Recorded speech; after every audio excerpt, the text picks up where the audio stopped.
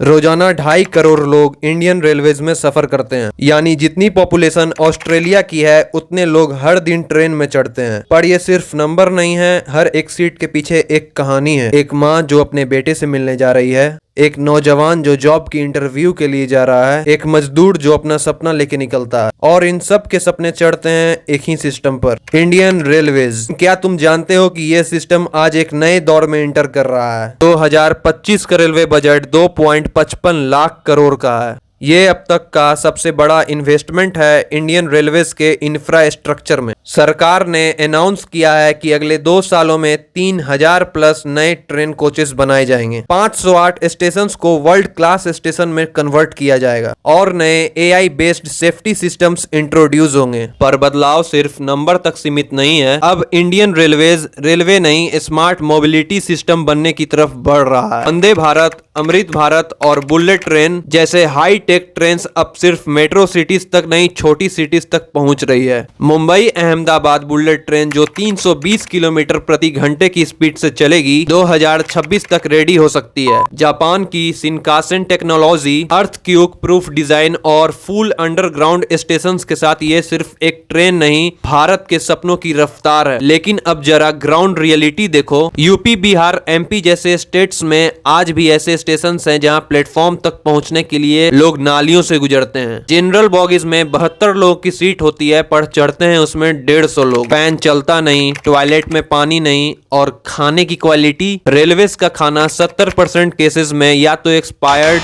या सब स्टैंडर्ड होता है। और ये सिर्फ इंफ्रास्ट्रक्चर का प्रॉब्लम नहीं है, सेफ्टी का भी है। 2024 के उड़ीसा रेल एक्सीडेंट में 290 लोगों की जान गई। हर साल 15,000 से ज्यादा छोटी बड़ी रेल एक्सीडेंट होती है। मैनुअल सिग्नलिंग, आउटडेटेड ब्रेक्स और ह्यूमन एरर अब तक का सबसे बड़े किलर्स हैं। 2025 से एक नए टेक मिशन की शुरुआत हुई है, AI based collision avoidance system, automatic signalling और real time train monitoring system अब इंप्लीमेंट हो रहा है। अब बात करते हैं सबसे सेंसिटिव मूड की, जॉब। रेलवे भर्ती सबसे ज्यादा जॉब निकालने वाला सेक्टर था, लेकिन NTPC और ग्रुप D एग्जाम्स में डिलेस, पेपर लीक्स और ट्रांसपेरेंसी के इशू ने यूथ का भरोसा तोड़ दिया। लेकिन अब 2025 में 20 लाख तक नौकरियां देने का टारगेट है। सरकार का कहना है कि प्रोसेस अब बायोमेट्रिक और AI बेस्ड होगा, ताकि ना स्कैम हो न डिले। पर क्वेश्चन ये है कि क्या ग्राउंड लेवल पे ये भी हो रहा है? रेलवे का एक और फेस भी है, green revolution. Solar powered trains, electric tracks और ग्रीन एनर्जी स्टेशंस पर फोकस किया जा रहा है। वंदे भारत के नए मॉडल्स बैटरी बैकअप्स के साथ लॉन्च हो रहे हैं। क्या ये सही डायरेक्शन है?